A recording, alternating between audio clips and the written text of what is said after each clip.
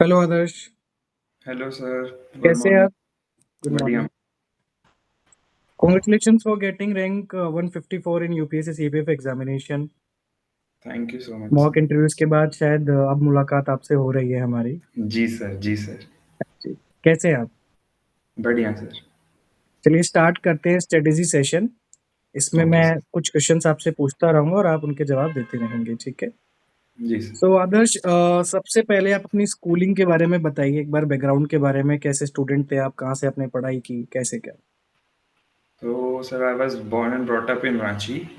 सो मैंने अपनी schooling DAV public school Hehal से की है। उसके बाद मैंने bachelors in business administration Amity university से किया है, और ये मेरा सीएपीएफ में दूसरा अटेम्प्ट था जिसमें मुझे 154th रैंक मिली। Okay, okay. तो सीएपीएफ के अलावा और कौन से एग्जाम्स आप देते थे? कितने अटेम्प्ट आपने दिए? सर मैंने आर्म्ड फोर्सेस के सारे एग्जाम्स दिए हैं। सीडीएस दिया है, एफकैट दिया है। मैंने अच्छा। रिटर्न रिटर्न हर बार क्लियर किया है सब में। मैंने सिविल सर्विसेज में मेंस दिया है, और सीएपीएफ में मेरा दूसरा अटेम्प्ट था। पहले अटेम्प्ट में मेरा रिटर्न क्लियर नहीं हो पाया। ठीक है। ओवरऑल आपकी पेपर वन को लेकर क्या स्ट्रेटेजी रहती थी? पेपर वन को आपने कैसे टैकल किया?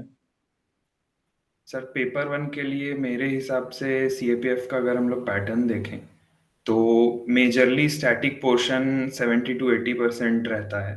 सो बेसिक बुक्स जो कि स्टैटिक हैं, जैसे कि मॉडर्न हिस्ट्री, स्पेक्ट्रम बुक हो गई, पॉलिटी की बुक हो गई, इकोनॉमी हो गया, ज्योग्राफी की बुक हो गई, वो सब करना चाहिए सबसे पहले। और उसके बाद सर जैसे कि स्टैटिक पोर्शन को अगर हम लोग करंट अफेयर से लिंक करें, उससे भी बहुत ज़्यादा फायदा होगा, क्योंकि 2-3 साल से सीएपीएफ का पेपर थोड़ा डायनामिक सा आ रहा है कि प्रेडिक्ट नहीं किया जा सकता है कि कैसा पेपर आएगा। जैसे इस साल 24 का पेपर भी बहुत ही ज़्यादा डायनामिक था। सो करंट अफेयर्स पे ध्यान तो देना ही होगा, बट आई थिंक अगर स्टैटिक पूरी अच्छी तरह से क्लियर है तो करंट अफेयर्स को उसके साथ मर्ज करके अच्छे से टैकल किया जा सकता है। कौन-कौन से सोर्सेज़ आप फ़ॉलो करते थे? कौन-कौन की बुक्स, कौन-कौन से मॉड्यूल्स आप फ़ॉलो करते थे स्टैटिक और करंट अफ़ेयर के लिए? सर स्टैटिक के लिए मैं मॉडर्न हिस्ट्री के लिए स्पेक्ट्रम बुक फॉलो किया है मैंने। For polity I have followed the Laxmikanth book. For ancient and medieval history I followed the old NCERTs. For geography, I've done the old NCERTs only from 6th to 12th class. And for economy, I did Nathan Singhania's book on economy. And for current affairs, I did the Vision Eyes Current Affairs magazine, and I also followed the newspaper sometimes, not regularly, but I did follow it. And hmm. for science portion, I think I did the Lucent book, which is I think enough for the science portion, as in CAPF the weightage of general science is also very high. Around 15 to 20 questions are asked. And for mathematics, I think if you have a background in mathematics, any normal PYQs would suffice. But other than that, we can do some YouTube videos to brush up our formulas. And ठीक है। जैसे आपने कहा कि economy के लिए आप Nitin Singhania follow करते थे और ये सारी बुक्स, तो ये सारी जी बुक्स काफ़ी बल्की हैं पढ़ने में। आप किस तरीके से रिवाइज़ करते थे? कैसे इंश्योर करते थे कि आप टाइम टू टाइम अच्छे से रिवाइज़ कर पाएँ? सर जैसे मेरी सारी बुक्स पीडीएफ फॉर्म में ही हैं, तो मैंने उनमें ही एक्रोबैट रीडर से हाइलाइट करके रखा था, जिससे कि अगर रिपीटेड रिविजन्स में ज़्यादा टाइम वेस्ट ना हो, क्योंकि किसी भी बुक में आई डोंट थिंक कि 100% चीज़ें होती है जो हमें चाहिए होती हैं। सो अगर पैटर्न देख लें प्रीवियस ईयर क्वेश्चंस का और किस लाइन पे क्वेश्चंस पूछे जा रहे हैं, और उस बेसिस पे अगर हम हाइलाइट कर लें अपने बुक को, तो उससे बहुत जल्दी फ़ायदा होता है, जल्दी से रिवीजन हो सकता है, मल्टीपल रिविजन्स हो सकते हैं। So I did about I think in um. 10 to 12 revisions of every single book, okay, okay. but not fully, just the highlighted तो portions. आप नोट्स वगैरह नहीं बनाते थे? जो डिजिटल पीडीएफ होता था उसको आप हाइलाइट कर देते थे? जी सर, जी और सर। करंट अफेयर्स के लिए भी आप सेम करते थे? उसके लिए कुछ अलग यस से? Sir, yes sir. ठीक। करंट अफेयर्स के लिए भी जो मैगज़ीन्स हैं उनमें आई थिंक 20 to 30% ही काम की चीज़ होती है, बाकी आई डोंट थिंक उतना यूज़फुल होता है। सो मेजर हमें वो बस ग्रैस्प कर लेना है क्या यूज़फुल है, और फिर उसको हाइलाइट करके बार-बार रिवाइज़ कर लेना है। टेस्ट वगैरह आपने कितने लगाए पेपर 1 के लिए? क्या आपके टेस्ट में स्कोर आपके एक्सपेक्टेशन मुताबिक आते थे या कैसे क्या रहता था?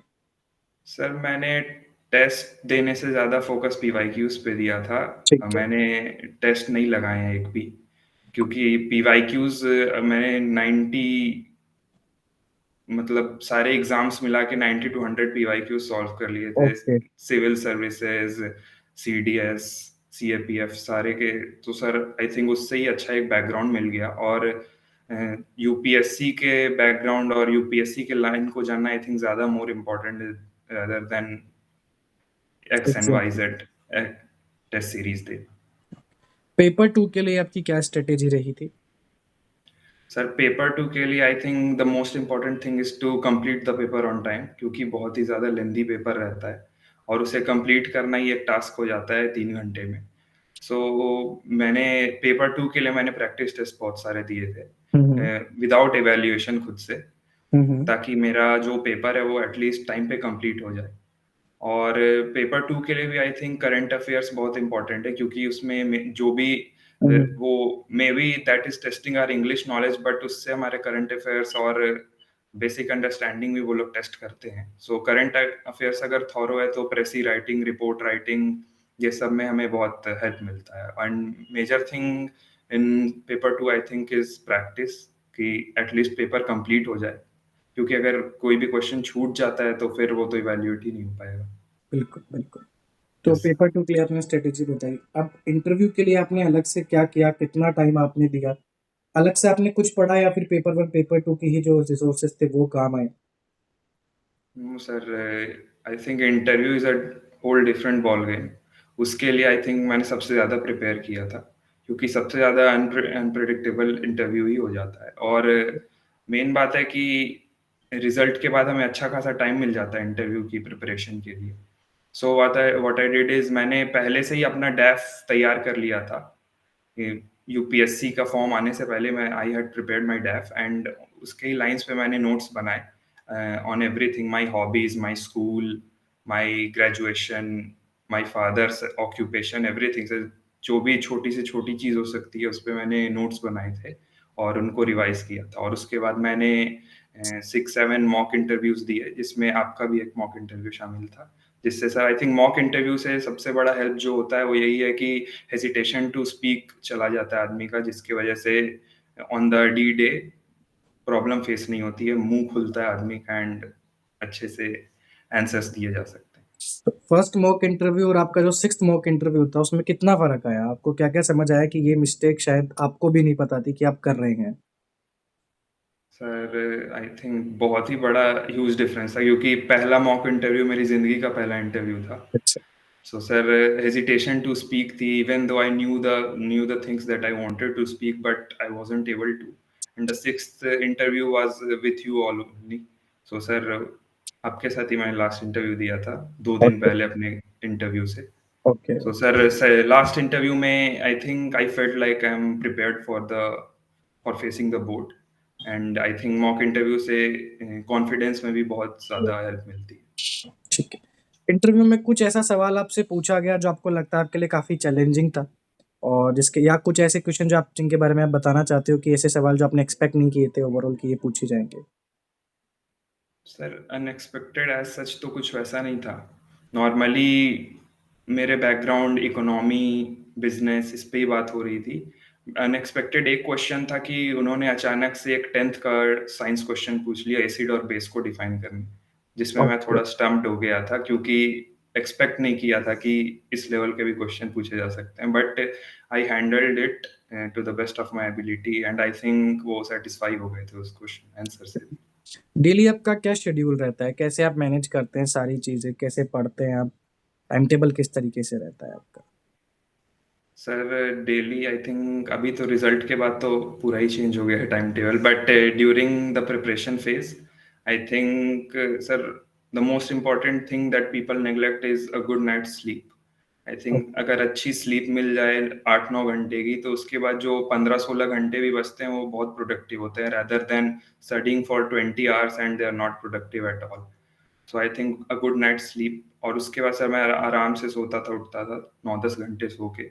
उसके बाद बाकी टाइम सर जितना भी टाइम मिले जब मन करे वैसे ही सर, कोई I I did not believe in pushing myself too much, क्योंकि अगर स्टार्टिंग से पुश करने स्टार्ट कर दे आदमी तो सर हम्म, लास्ट में जब असली एग्जाम आता है उस समय तक बर्नआउट फील होने लगता है। इसीलिए I hmm. Try to maintain it and not study too much, क्योंकि कभी कभी मन करता है कि बहुत ज्यादा आज पढ़ लेते हैं, बट सर उस दिन नहीं पढ़ना भी एक अच्छी स्ट्रेटेजी है मेरे हिसाब से। ये तो बहुत ही आपने यूनिक पॉइंट शेयर किया कि जब टाइम आए तभी अच्छे से आपने पढ़ा, एफिशिएंसी पे आपने ज़्यादा फ़ोकस किया। तो यस एवरेज कितने घंटे आप पढ़ लेते थे दिन में? सर, घंटे तो आई हैव नॉट काउंटेड। कभी कभी सर 7-8 घंटे भी हुए हैं, कभी कभी वीक्स भी गए हैं कि बुक नहीं छुआ अच्छा। है। सर ऐसा कुछ नहीं है कि रोज बहुत ही पढ़ा, बट वही है, मैं sir my journey was a bit long. 3 साल की पढ़ाई है, तो 3 साल मतलब 1 साल की रिगरस पढ़ाई के बाद आई डोंट थिंक बहुत ज्यादा कुछ बचता है कि रोज 12 घंटे देने पड़े। उसके बाद रिवीजन ही जरूरी है सर उसमें। फिर अब एवरेज इफ आई से तो 4 से 5 घंटे डेली। आदर्श, पेपर 2 के लिए थोड़ा-सा ऐसा कहा जाता है कि कॉम्प्लेक्स हो रहा है। अब इसमें जो एसेज वगैरह आ रहे हैं, बहुत ही डाइवर्स टॉपिक से आ रहे हैं। तो जी सर। उनको कैसे टैकल किया जा सकता है? उनके लिए कौन से सोर्सेज़ फॉलो किए जा सकते हैं? क्योंकि अब इंटरनल सिक्योरिटी या डिफेंस से ही टॉपिक नहीं आ रहा है, बहुत सारे डाइवर्स टॉपिक्स भी आ रहे हैं। जी sir. Sir for essays I think एक ब्लूप्रिंट तैयार होना चाहिए, फॉर कि फॉर्मेट एक तैयार होना चाहिए कि कितने पेजेस, 3 पेजेस हमें मिलेंगे, हुँ, कितने पैराग्राफ्स में मुझे इंट्रो देना है, कितने में बॉडी रखना है, क्या कंक्लूजन रखना है, एंटीथेसिस देना है या नहीं। सर आई थिंक अगर वो तैयार है तो उसके बाद फिर आपकी नॉलेज काम आ जाएगी उधर, द स्टैटिक पार्ट और the current affairs part. Because it is true कि 4-5 साल से ऐसे को बिल्कुल भी प्रिडिक्ट नहीं किया जा सकता है, कहीं से भी किसी भी डायरेक्शन से किसी भी सब्जेक्ट के क्वेश्चंस आ रहे हैं। So we can prepare it only by having our format ready and being thorough with the current affairs. क्योंकि ऐसे में एट द एंड वो हमारा ओपिनियन ही जानना चाहते हैं, क्योंकि अगर बेसिक नॉलेज पूछनी होती तो वो क्वेश्चन आंसर पूछ लेते। ऐसे का हमें 3 पेज दिया जा रहा है तो they are asking what we think and what solution we can give if there is a problem to solve. So I think being thorough with our current affairs and static and having a format ready is the way to go. Okay. Overall क्या tips आप देना चाहेंगे aspirants को, defence के हो या CSC civil services civil aspirants हो? क्या टिप्स आप अपनी ओवरऑल जर्नी से देना चाहेंगे जिनसे एस्पिरेंट्स की हेल्प हो? सर ओवरऑल टिप्स तो मैं यही देना चाहूँगा कि किसी भी एक एग्ज़ाम पे फोकस नहीं करना चाहिए। जिन भी एग्ज़ाम्स के लिए आप एलिजिबल हो साथ में देते रहें, even if you don't want to join it. Okay. I also gave many exams, बस इसीलिए कि मेरी एग्जाम की प्रैक्टिस बनी रहे और हुँ, उस दिन एग्जाम एंजाइटी ना हो, इसीलिए sir. So hmm, I think giving all the exams and giving them respectfully, because at the end all these exams are group A exams और group B exams, so these are very prestigious jobs, and I think being in the cycle of giving exams is a good thing, and it helps with the D-Day anxiety, and hmm, I hmm. think this would be my tip. Okay. Thank you so much Adarsh for this insightful strategy session. काफ़ी कुछ सीखने को आपसे मिला। Thank you so Thank you, much sir. For this study session and all the best for your journey ahead. Thank you so much, sir. Thank you.